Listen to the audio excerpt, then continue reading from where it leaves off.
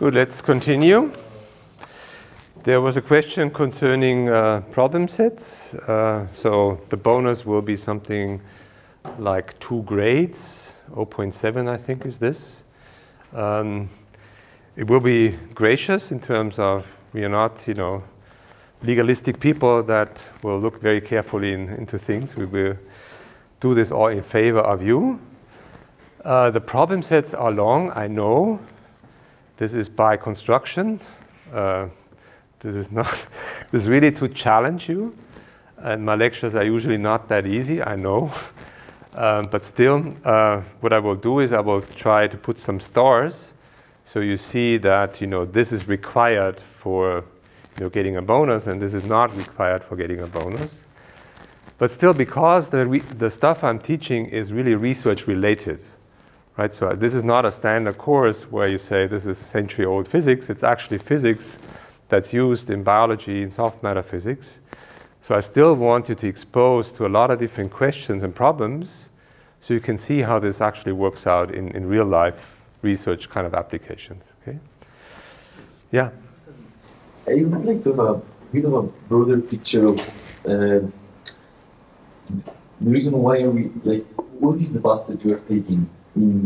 For example, why this?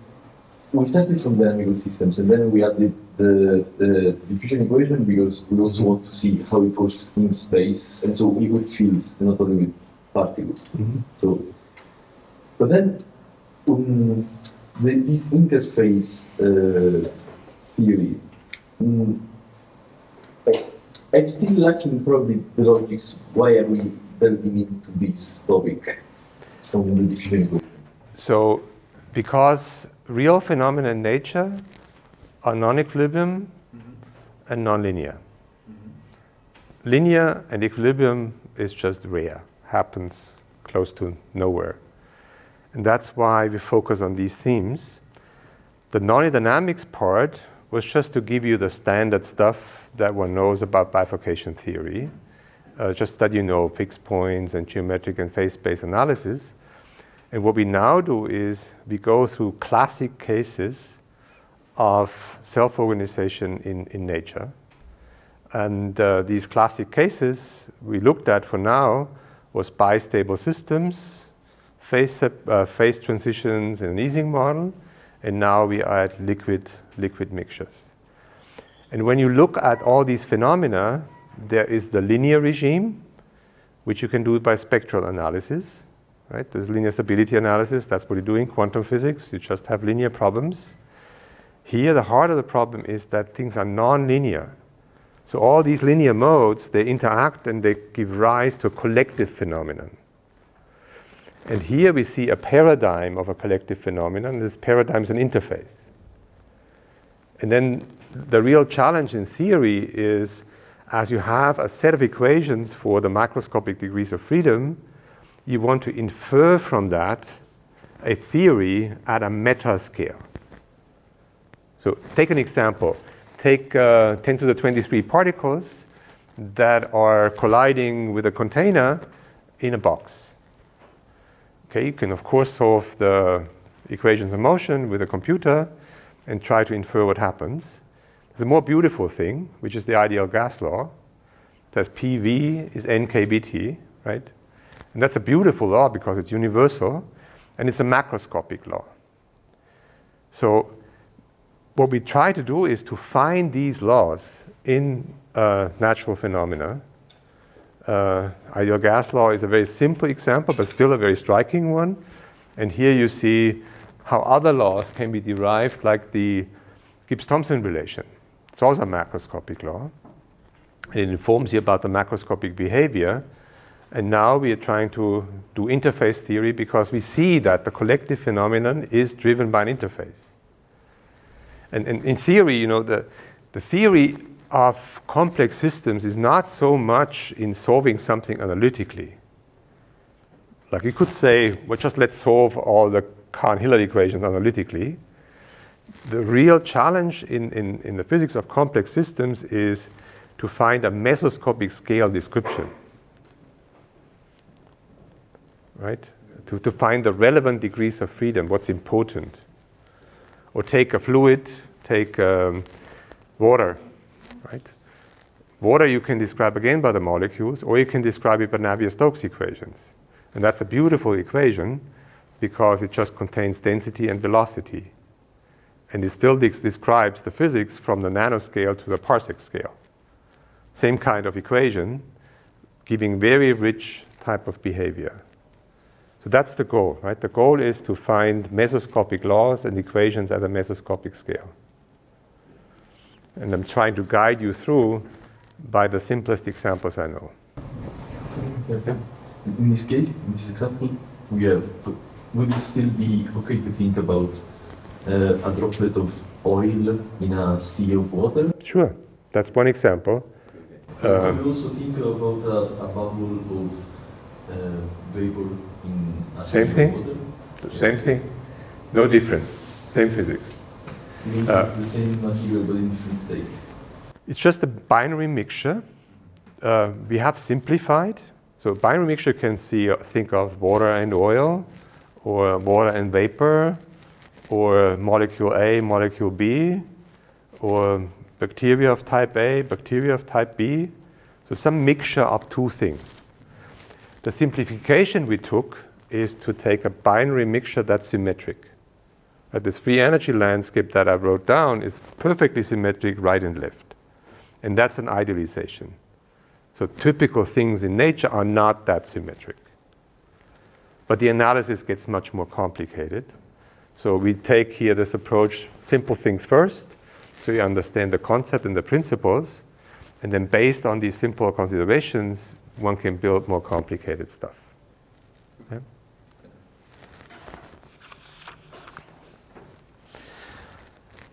Good, so let's come back to what we left off with.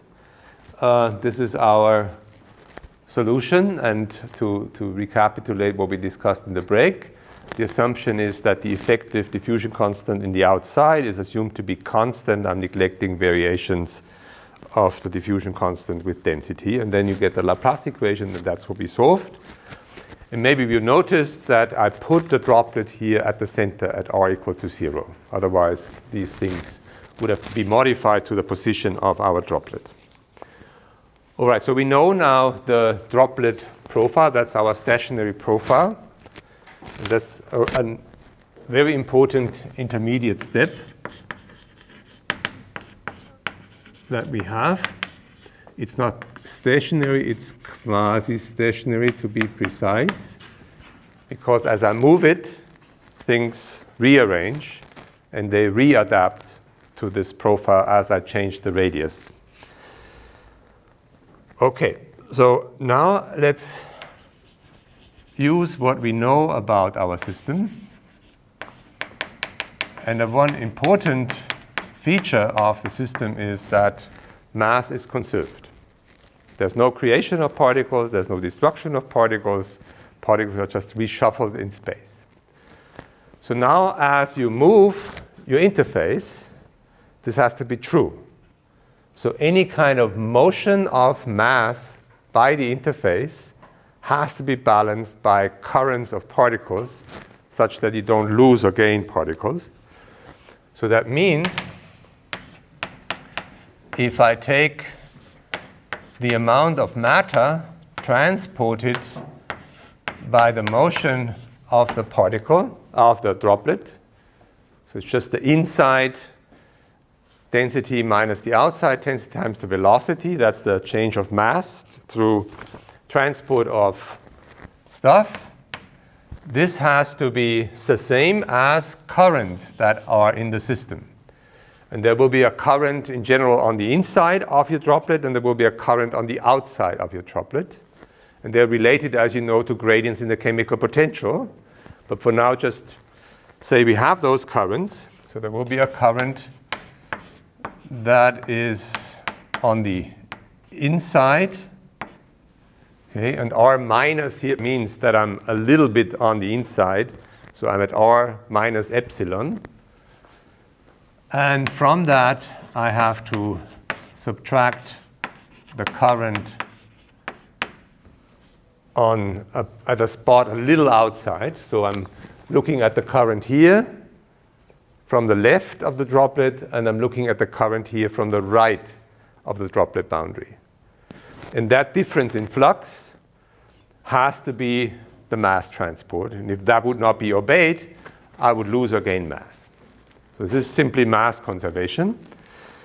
Now, what are the currents? You can easily see in the inside, it's all flat. So the current is 0. There's no gradient. But on the outside, I do have a gradient. So on the outside, let's just write this down. J of R is minus lambda grad of mu.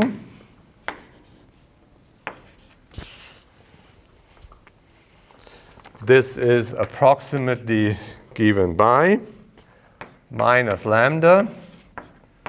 Then I'm approximating this here at C minus times the gradient of C. And this is minus lambda in radial geometry F double prime at C minus times the normal vector, the unit normal vector, and then the radial derivative of the concentration. Okay.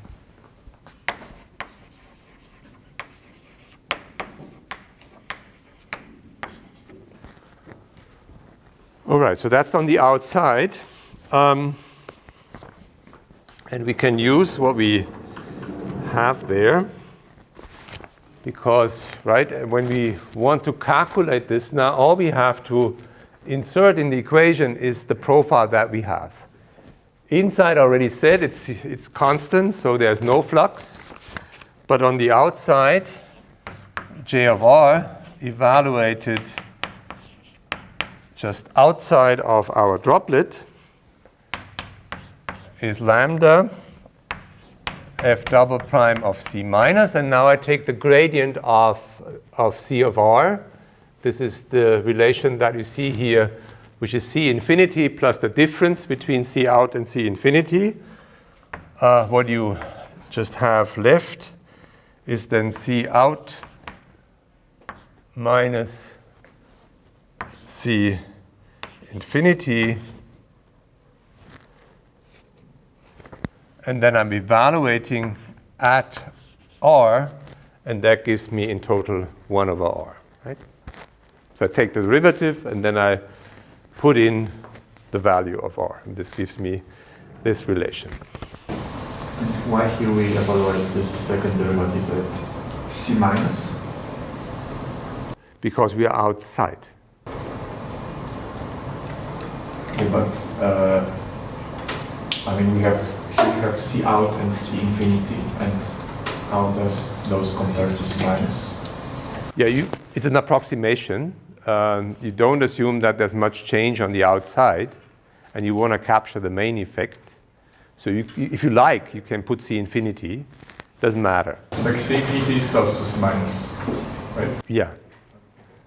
So at these points, it's the same with the effective diffusion coefficient. There's some small variation coming from where you evaluate things, which are slowly varying in space, and you can make choices. And those choices are not the point I'm getting at. So the dependencies that are really important is the 1 over R, that's central, and these driving forces that you have. And there I don't make any approximations. It's just in the prefactors that we don't worry about so much. So as you now have that, you can write the equation of motion. So our dtr, that's the whole game of it. Right? So here we have mass conservation.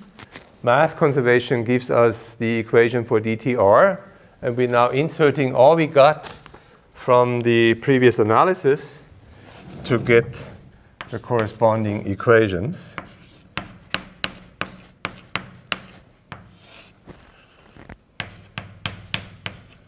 Okay, that's the prefactor times epsilon, which is our supersaturation, minus delta C of R divided by R.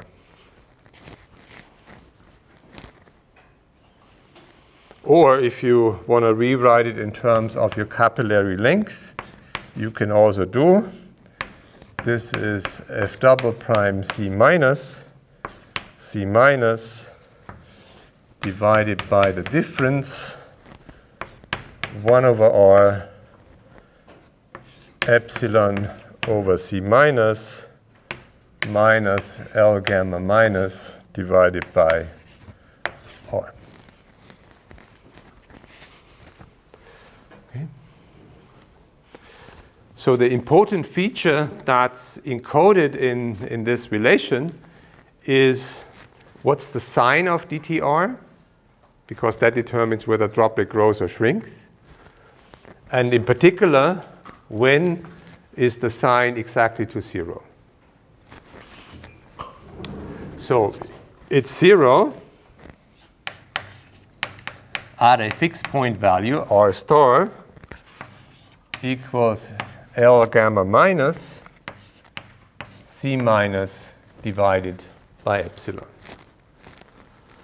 So depending on the capillary length and what the value of C minus is and what our supersaturation is, there will be a droplet radius that's kind of a fixed point or a threshold value. But this is an unstable fixed point.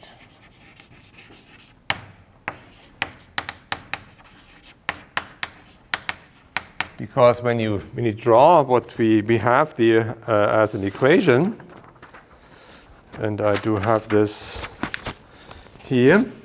So when you draw that, then the function on the right-hand side is looking like so.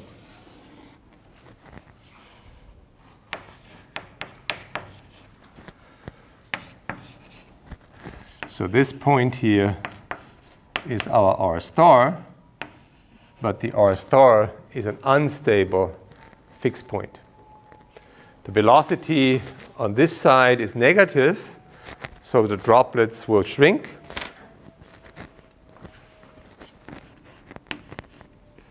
And on that side, the velocity is positive, so droplets will will grow. Defines the threshold radius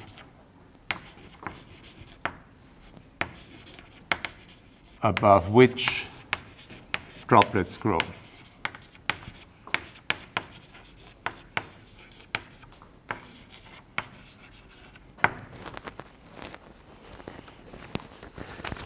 And that's the key point, right? The key point that I want to show here, that this has a structure that allows you to determine the dynamics of the droplets. And now coming back to the questions we had all along about prefactors and constants and coefficients, this is just somewhere here, right? And these approximations, they may matter if you want to really know about the itsy-bitsy details, but they don't really matter in terms of what the phenomenon is that you infer.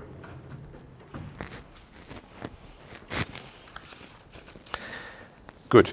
That's so far so good, because that's a single particle theory.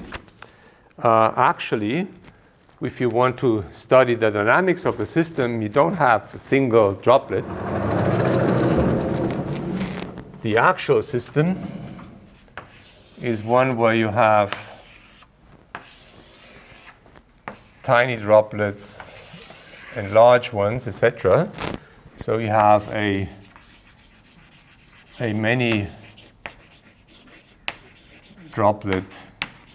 system, and now you have to solve a many-body problem. But see, it's very simple compared to the original problem. In the original problem, we had a field theory for the concentration that a priori, if you just look at them, don't have the obvious information that there will be droplets and boundaries.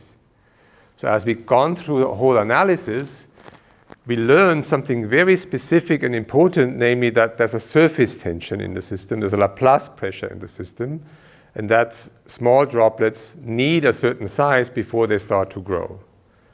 So we already know a lot about this system now, which is an effective system in terms of radii of droplets. Those are quasi-particles, if you like, or meta-excitations that we want to do a theory for. So what we should write down then is a theory for all these different droplets where Ri is the droplet radius for the ith particle. And then what you have is some effective diffusion coefficient in the outside region, C plus minus C minus, 1 over Ri. And here comes an assumption. I'm saying that the outside here, our reservoir, right, the epsilon, the supersaturation, is a global reservoir onto which all the particles are tapping into. Okay, so they lose particles, they gain particles, and as they lose and gain particles through the gradients and the fluxes that we studied, there will be more or less solute particles left in the surroundings. And I'm saying here that this is not distributed locally, but globally. And that's why I'm putting here an epsilon of t as a global reservoir all of the particles can tap into, not just their local reservoirs. Divided by C minus, minus L gamma minus, divided by Ri of t. Okay, these are coupled equations.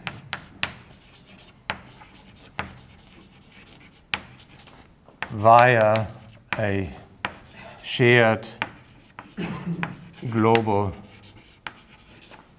reservoir. This is again not exact.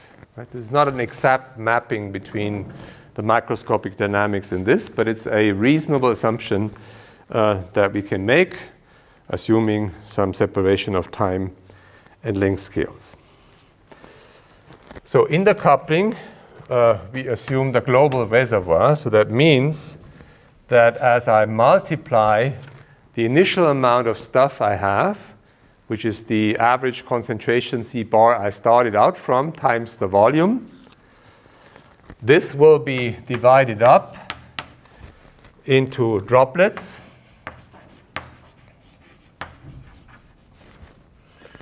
And their volume will change with time.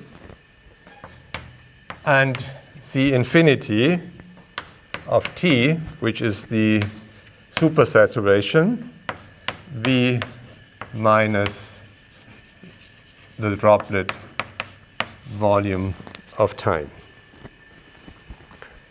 And V droplet, I'm assuming this to be a sum over I to all the droplets you have, the number of droplets, 4 pi over 3 Ri to the third. Okay, and you again see there's an approximation here. I'm writing here C plus. Well, actually, I should write C droplet, but then the C droplet depends on R because the delta C, as you learned, depends on R. The dependence on R is growing to 0. The delta C goes like 1 over R, so it's vanishing, meaning, to some good approximation, I can replace it by the C bar. Again, not exact, but there's a reasonable argument for that. So this theory here can actually be solved. And this is a famous bunch of people that were able to solve it. This is Lifshitz-Slyozov and Wagner.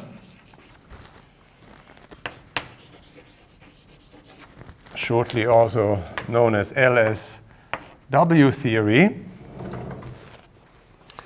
And you will look at this in the problem sets.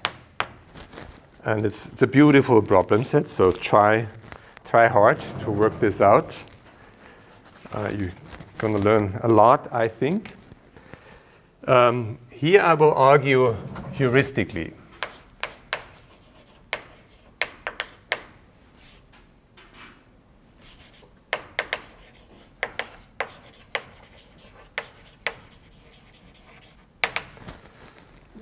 So, a many-body problem you can reduce sometimes to a single-body problem by the typical thing, mean field theory, right? So you kind of assume that all these deviations, they don't matter, and you can get away with a theory for the mean and neglect all the spatial variations. Actually, that's not quite true. If you look at this problem, there will be a distribution function P of R of the radii. I'm just sketching something here. And the assumption underlying saying that only the mean matters is that the distribution function that you will get is approaching some steady state distribution, some universal distribution. And that's that's actually true. And once you know that this distribution is a universal steady state distribution, knowing where the average goes is already sufficient. So let's do that. Let's make this assumption that I can write down an equation for the typical droplet, R bar. And then this is my effective diffusion coefficient in the bulk, the density difference between the bulk and the droplet. Then I'm taking 1 over R bar. And the equation here is then the density dependence, or the dependence of the supersaturation on time, minus the delta C that comes from the fact that you have a temporally varying mean concentration. So again, remember epsilon is how much you make the system deviate from saturation, and delta C is how much you shift the concentrations inside and outside the droplet. Okay, so that's what you get. It's still not closed, right, because this equation here contains the unknown epsilon of t. And now I'm assuming, again, that's very heuristic, since both the depletion of the reservoir and the change of the delta C have the same origin physically, I'm assuming that this scales is of the same order, gives the same physics as if I were to replace it by delta C. So let's do that. I know it's heuristic. I know it's not completely convincing, but let's do it anyway.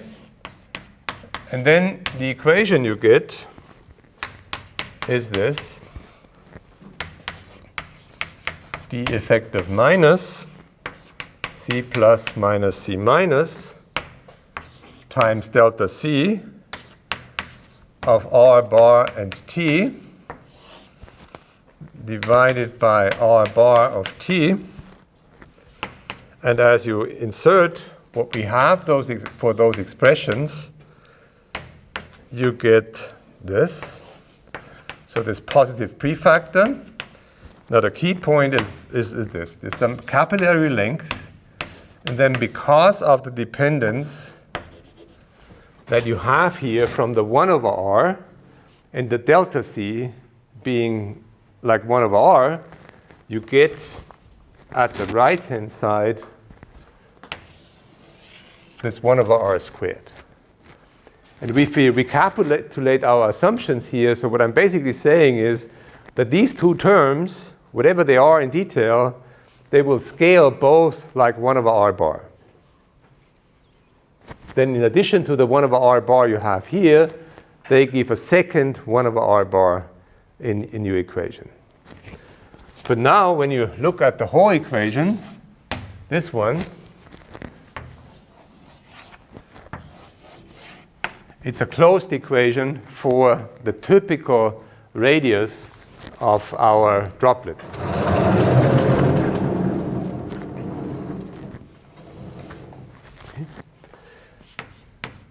You can solve that equation in a very straightforward way. As you all know, this is a typical equation where you use separation of variables, put the r on one side and the t on the other side, and then you get as a solution by separation of variables that the r bar to the third power minus the initial condition r not 0.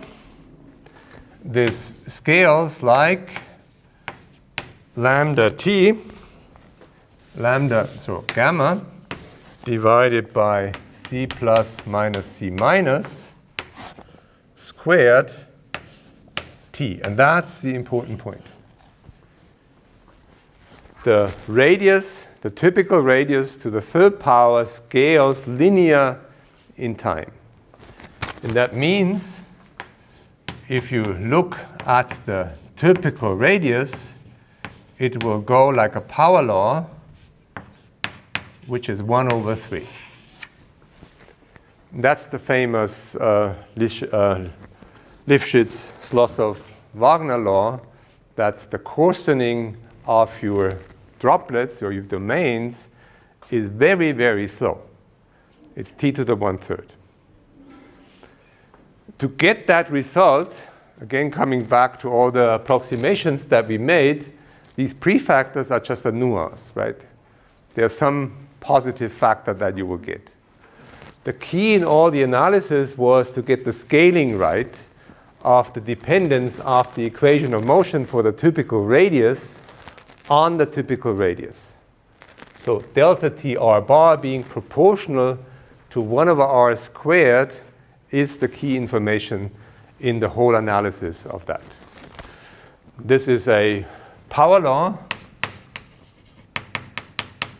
and I find it very amazing because when you were, I guess, trained in statistical physics and thermodynamics, people would say thermodynamic equilibrium is reached quickly.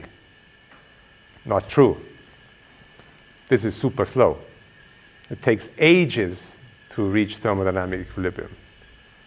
Right? So you start from some demixing, and this doesn't even have a scale.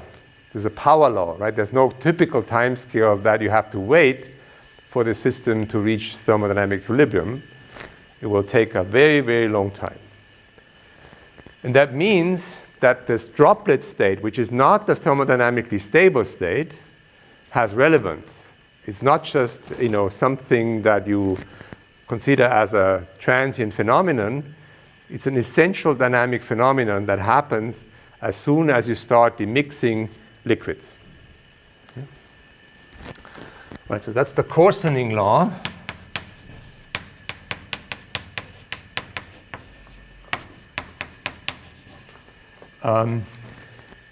Another question you could ask is, could this coarsening law stop at some point? Could it be that this function that you see here is actually looking different? So maybe this function looks like so. It doesn't. If it would like so, then that point here would actually be a stable fixed point. And then you would have that the droplets that coarsen out in the long run would approach a finite droplet size. Thermodynamically, this is forbidden because we know from thermodynamic considerations that the ultimate steady state needs to be the one determined by the Maxwell construction.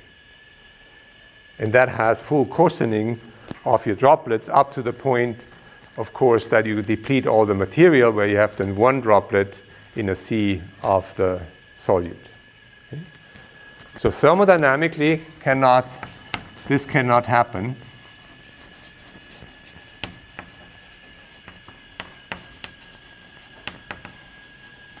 I mean, I should put this in brackets, because actually there's a neat exception from that. When you look at thermodynamic problems that have long-range interactions in them, and that's not so hard to generate, then you can actually have such a situation, even in a thermodynamic case. Because then, when you have a long-range interaction in the thermodynamic problem, you no longer have the extensivity property of thermodynamics that you need to build up all the thermodynamics. All right. Yeah, I think I should stop here and take questions. Yeah? Can you do a simulation with this thing? Seems like at the end of this doesn't look like clouds. Still, we have some pattern. Yeah. And because of the initial condition, or maybe because of this interaction. So the simulation I showed you, maybe I show it again and remind you of where I looked at that. So this simulation that you see in the background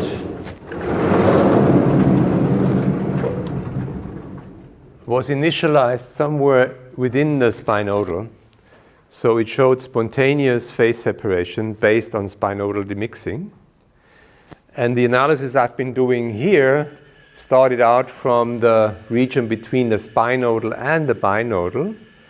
The reason is more technical, because I wanted you to see what happens for the nucleation of a single droplet, and then what happens as you have many of those droplets together and they interact. And that's the situation you typically get when you have a demixing between the spinodal and the binodal. If you were to look at the coarsening dynamics of this, within the spinodal, it's much more difficult to analyze, because now you don't have nice droplets, there's no spherical symmetry. You have to discuss the dynamics of the interfaces, which are curved and do all kinds of things, but you still can measure numerically what is the typical distance between the high density and the low density domains. And you will see the same law. It's t to the 1/3. It doesn't change. That tells you these laws are very universal. They don't depend on the details of the dynamics. They are a consequence basically of the fact that you have a surface tension and that you have exchange of material between the different compartments by diffusive exchange. The gradients I had, right, these gradients on the outside, they create currents. And these currents, they mediate transport between the different regimes that you have here.